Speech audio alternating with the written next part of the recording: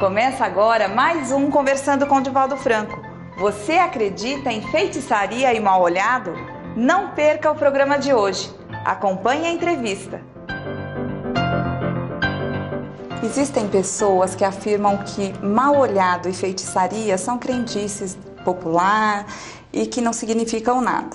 Outros já afirmam que há mais mistérios entre o céu e a terra do que acredita a nossa vã filosofia. E existe um terceiro grupo que parece misturar esses dois entendimentos, que fala assim: eu não acredito em bruxas, mas que elas existem, existem. Como o Espiritismo vê essas afirmações? Como sendo crendices. Apesar do pensamento de Shakespeare, em Hamlet, e no segundo caso dessa tradução das bruxas, que é de natureza espanhola, aquilo que chamam de mal-olhado, de feitiçaria, nada mais são do que ocorrências dentro do campo das vibrações. Quando diz que alguém tem um olho mau e produz a morte de plantas, de pássaros e adoecem pessoas, é verdade. Mas não é o olhar, é a mente. A mente que dispara dardos venenosos. Normalmente são pessoas egoístas, portadoras ainda de muitas imperfeições, como a maioria de nós, porém algo piores, a inveja, o ressentimento. Então disparam essa onda mental que atingem aos seres sencientes, como chamava Buda, às plantas, aos animais de pequeno porte, às aves e às vezes crianças que adoecem. Mas às vezes também a pessoa não tem esse conhecimento e fazem-no sem dar-se conta. Alguns são conscientes do chamado poder negativo de que são portadores.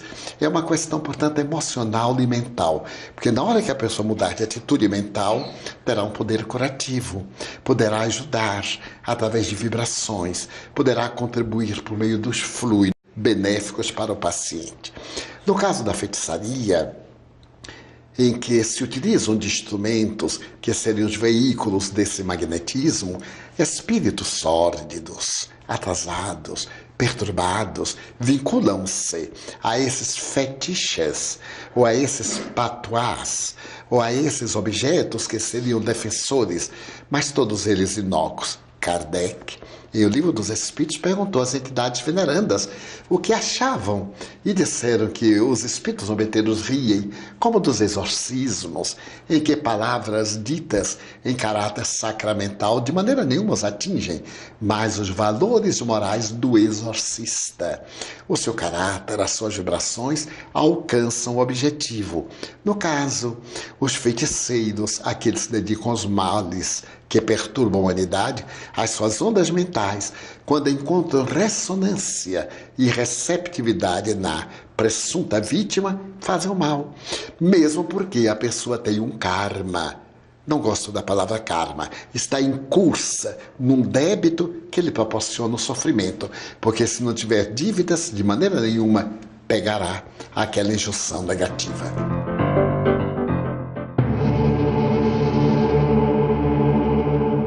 O mal-olhado, também conhecido como olho gordo, mandinga ou feitiçaria, são termos que fazem parte da crença popular de diversos povos, assim como adotar certos amuletos de proteção, como talismãs, figas, carrancas e plantas especiais, ou fazer sinal da cruz para se proteger da chamada inveja alheia. O que não faltam são sugestões e conselhos para afastar essas energias negativas.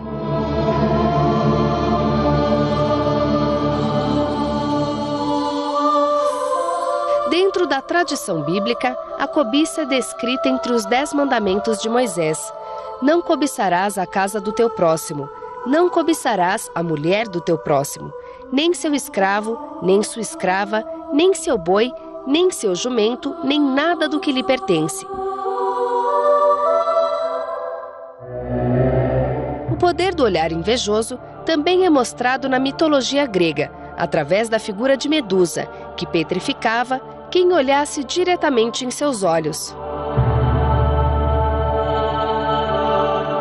Mas saindo do campo da superstição e do folclore, o mal-olhado ou feitiçaria nada mais é do que a emanação de fluidos nocivos de um indivíduo em direção a outras pessoas ou a alguém em particular.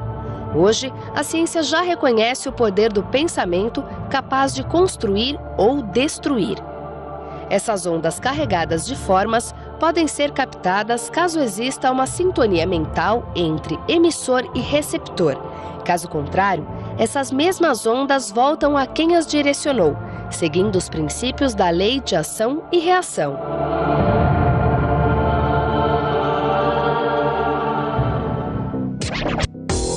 Com o objetivo de estudar os efeitos do mal-olhado, pesquisadores ingleses colocaram ratos dóceis próximos a outros selvagens, embora fora do alcance físico, por meio de olhares agressivos e atitudes de intimidação. Mesmo sem sofrer nenhum arranhão, os ratinhos urbanos morreram. Submetidos a autópsias, os ratinhos assassinados com simples olhares mostravam glândulas suprarrenais dilatadas, sinal evidente de violenta pressão nervosa emocional.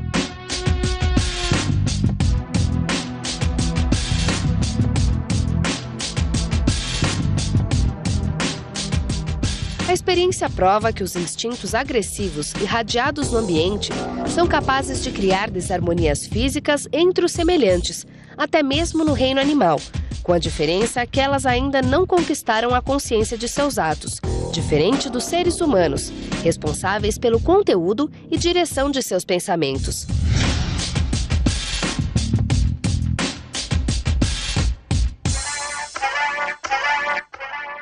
Embora os olhos representem a janela da alma, é no coração que nascem os sentimentos. Então, não pode existir magia maior do que a força do amor.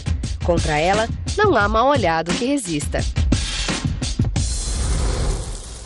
A afirmação, porque existem religiões, principalmente as de descendência afro, que fazem homenagens para espíritos e colocam em esquinas uma série de objetos.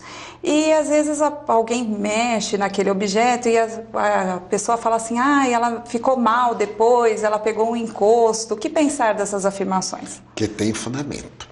Porque os espíritos, depois de abandonarem o corpo, não mudaram a sua estrutura.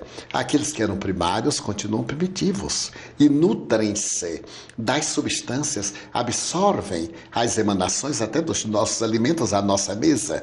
Em uma família desastrada, vulgar, espíritos sórdidos participam do ambiente e absorvem as energias melhores dos alimentos, principalmente daqueles cozidos que estão emanando as suas energias. No caso dos chamados trabalhos, em que são dedicados entidades, alimentos, animais vivos ou não, claro que os espíritos vão absorver aquelas energias.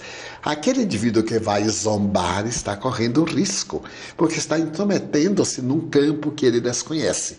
E como se trata de uma pessoa leviana, sem defesas espirituais, os donos aqueles espíritos baixos acompanham-nas, viciosos, vingativos, e podem perturbá-las.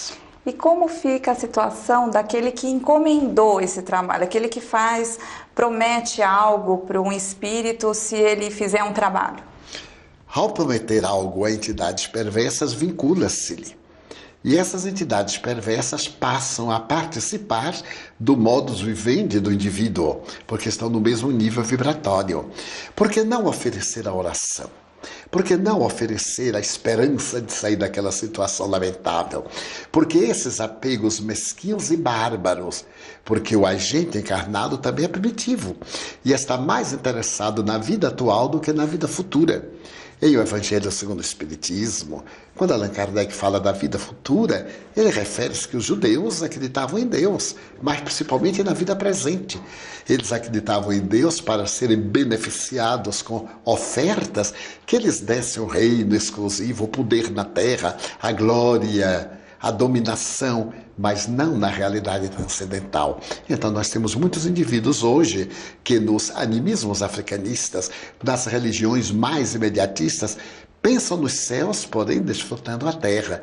É natural que nesse nível de primarismo atraiam espíritos equivalentes. Ficou célebre o livro de Fausto Goethe, onde o protagonista ele vende a alma para o diabo, buscando a juventude. Como ver isso? É uma fantasia. Goethe foi considerado o mais notável escritor de língua alemã de todos os tempos.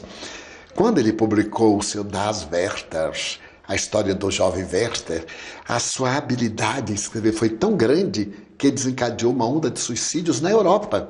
Porque Werther, o jovem, apaixona-se por uma moça e ela recusa, ele suicida-se. Então Goethe faz uma homenagem ao suicídio e muitas nações proibiram a publicação do livro, ou a republicação.